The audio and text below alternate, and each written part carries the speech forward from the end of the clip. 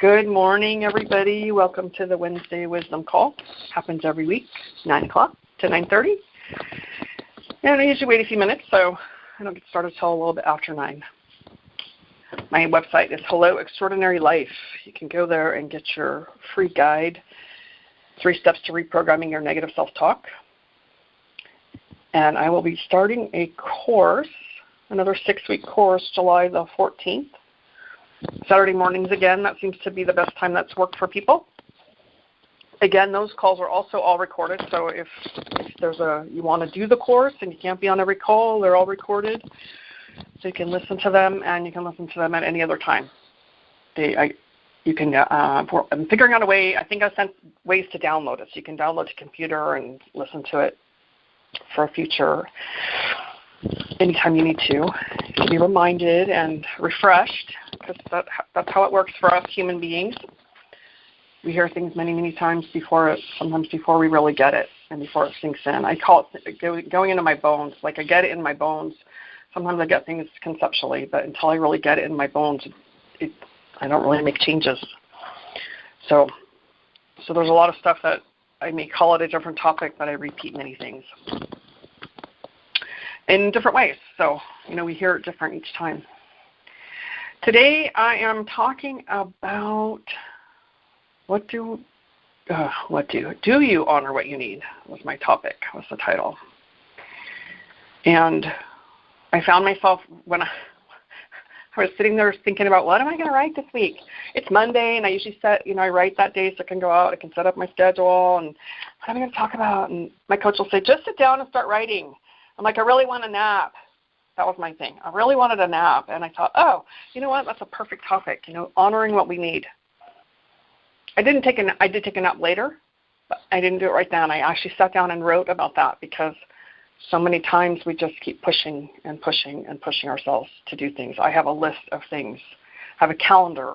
I live by a calendar. It makes me kind of sad sometimes. I have spontaneous moments, but I live by a calendar. Then there are times I look at the calendar and go, I don't want to do it. I'm too tired. I'm too whatever it is. Do I actually take the time to honor that? And how do I honor it? So I'm talking about those physical needs for ourselves for this point, but there's also other ways of doing that within our relationships. So let me talk about this part first. I'm tired, I hit the wall, I'm fatigued, I'm frustrated, I'm working, I'm in this environment that's high-paced. And I personally don't do very well in those real high-paced for a long term. I can do them for a while, but as long as I can go then take care of myself. So I prepare myself to be in those kind of environments because it's a lot, and it's a lot of energy. And so I make my mental ways of preparing myself to know that I'm going to be in this space, and sometimes it's small doses. So here are some points. Sometimes I do it in small doses. I know when I need to leave, and sometimes I just get to breathe through it because maybe the event is not quite over.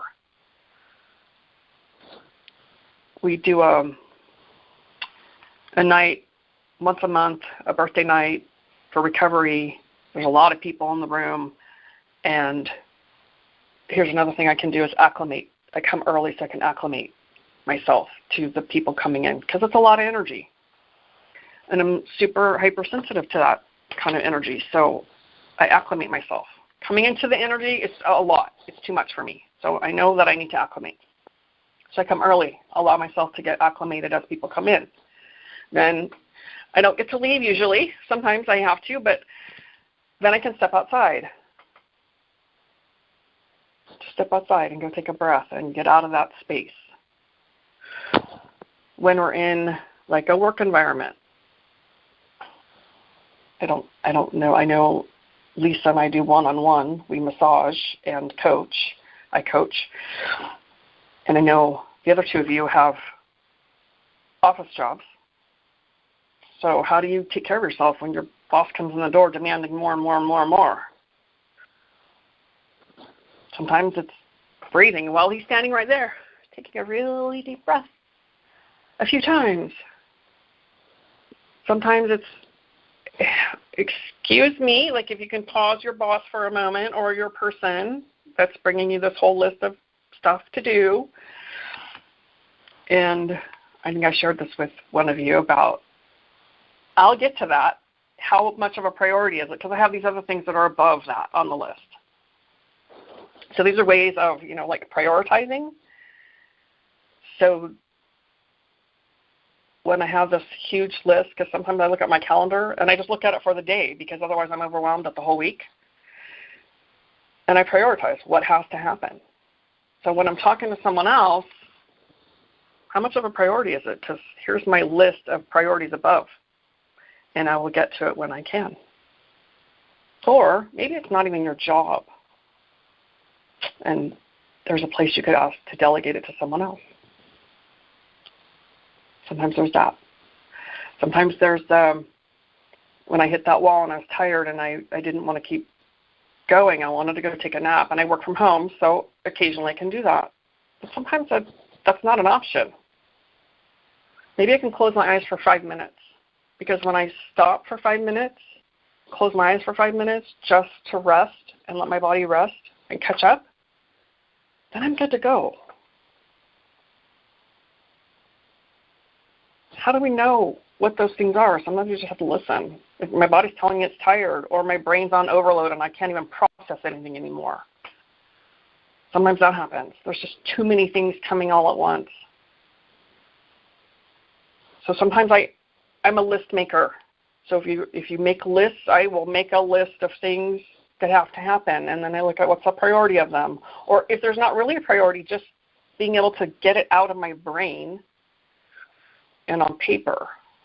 So I'm not just trying to carry it all and remember it, because that doesn't really work very well. Somebody just fell off. And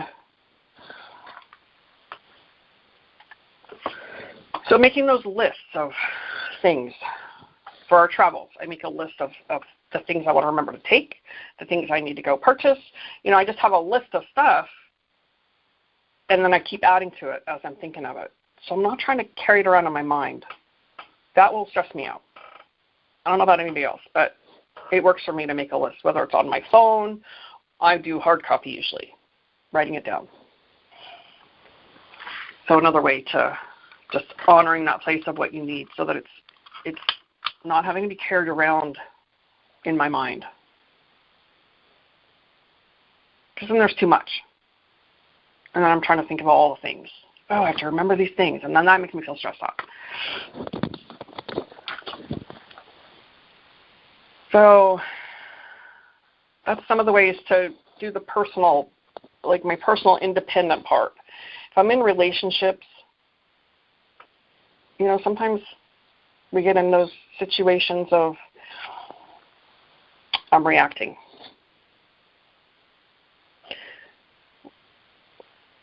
What would be the preferred way to respond? Because we're reacting. We're reacting to something that triggered us. We're reacting to the stress. We're reacting to the environment we're in. How do I honor myself to be able to respond to that? Sometimes I don't know how. The best thing I can do is walk away for a moment. Tell the person, what, I got nothing right now. I need to let me just go think about this. Give me a minute. Pause, take a breath. And sometimes, there's been a couple times in my life, but in this current relationship, where my husband wants to fix it, and he wants to keep talking about it, and he's like, what do you need? And I look at him and I'm like, I need you to stop talking to me. And it shocks him. But in that moment, I can't process anymore, and I'm having a feeling about it. And when I'm having that feeling, I'm not rational. And the more someone, whether it's him or someone else, keeps trying to talk to me about it, the more irrational I become, because I'm engaged in my emotions and I can't think straight. If you've ever engaged with someone who's full charge of emotions, there is no rationalizing. It's like trying to talk to a drunk person. You cannot rationalize with them. You can't bring logic when the person is off in their emotions. They just have to run their course. Or if you know what to do, walk away. Take a breath. Tell the person, I need you to please stop talking to me right now. I'm on overload. Right? That's not easy. That's not always easy to do, to tell someone, hey, I'm on overload. Please stop talking to me. But it honors me when I'm in that place because I can't be effective any other way.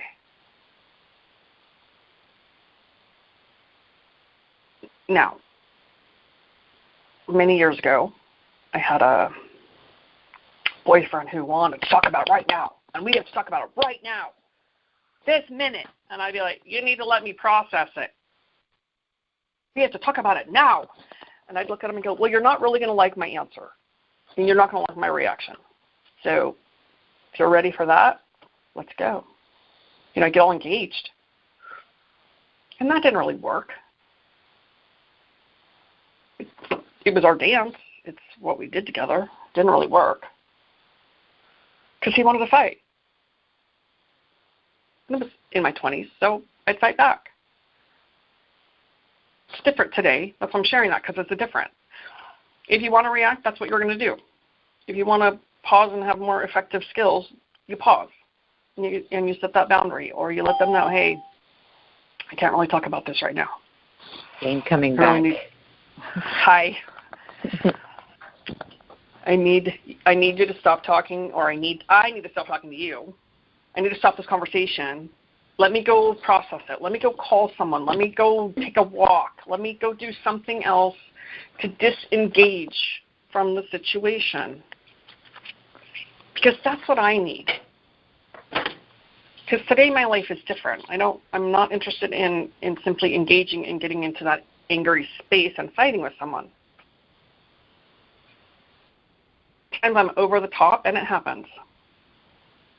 And then I go, dang it. There I am again. I'm reacting again. So what do we do when we react? Because we do. Depending on what button got pushed, we react. Well, there's a button also called restart. So sometimes I've had my reaction, and I'll talk about my husband because that's the one that's closest to me. I'll have my reaction with him, and something will occur, and we get charged, and then I just go, oh, wait, I've already reacted. Then I'll walk away, and I'll go cool myself off, and then I can come back and be rational in the conversation. And if I need to apologize, I do that part too. But often we're in the reactionary state because of something, some wound got touched, we got triggered, we reacted because that's what we do out of habit. So putting something new in place, oh shoot, I reacted again. There's a moment I realize I had the reaction, and maybe I haven't said anything. Sometimes I didn't even say anything, but I had this reaction maybe internally. So let me walk away. It's generally my response is to let me walk away or take a deep breath. Because that's going to reset me. If it's bigger than that, maybe I need to go call. I need to do some writing to help somebody else. Sometimes I call someone and go, I need some perspective because this is my reaction to this situation, and I know it's irrational. So I'll call someone that I know and trust that can help me put myself back in that place of perspective because I'm over the top.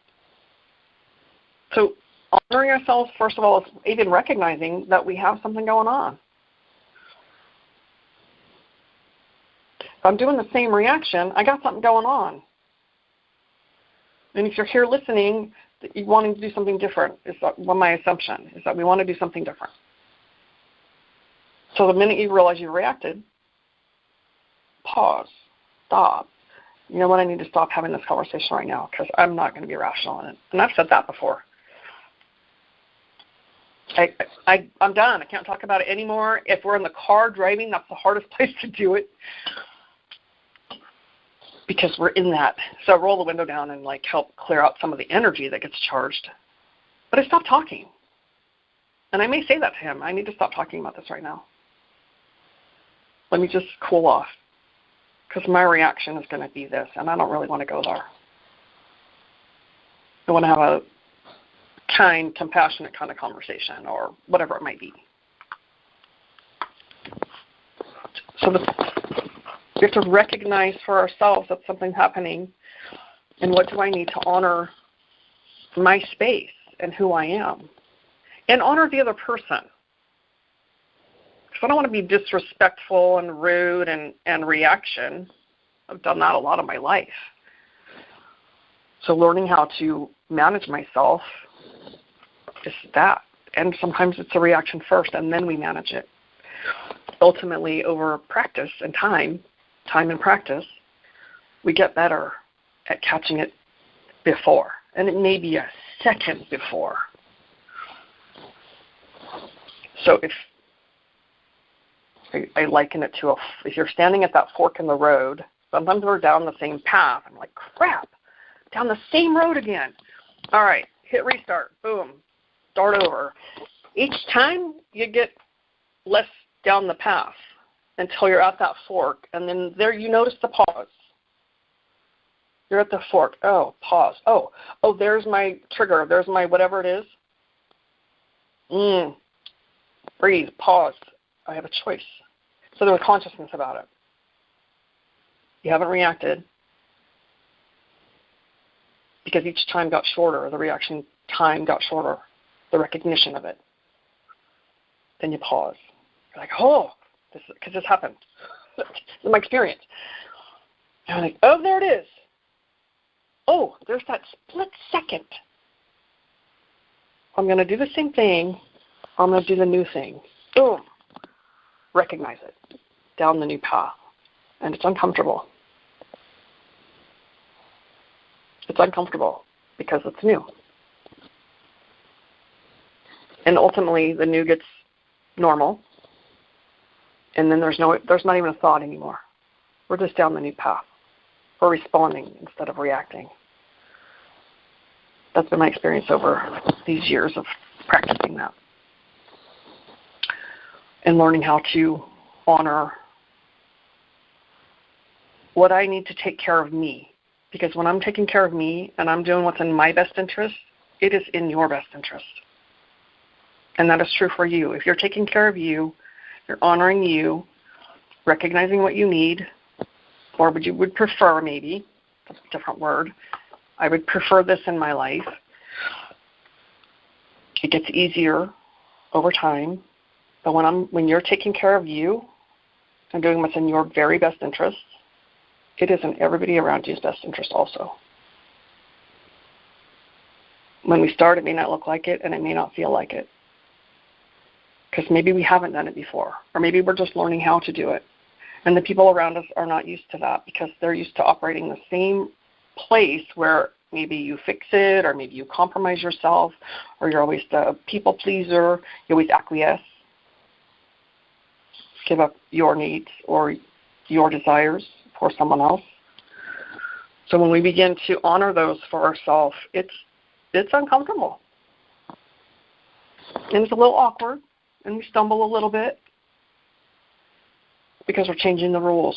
We're changing our own rules of how we operate, which means those around us either change with us, or we naturally, by the law of consequence and cause and effect, they go away or grow apart. Not a right or wrong or good or bad thing. It's just how it is.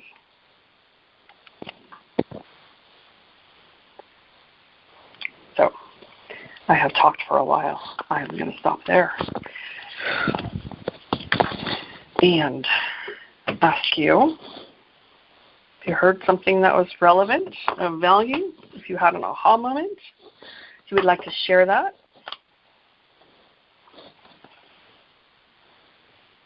Hi, this is Stacy. I am muted because I do have an aha moment here. I liked what you said when you said, when I'm engaged in my emotions, I can't rationalize any of it.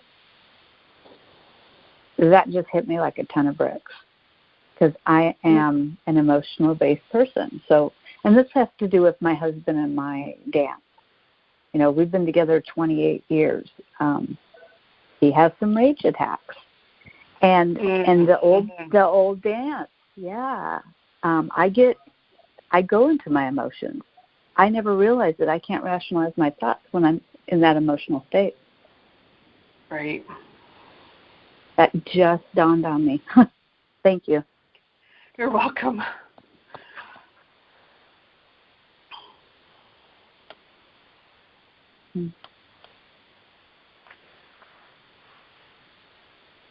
Anybody else want to share?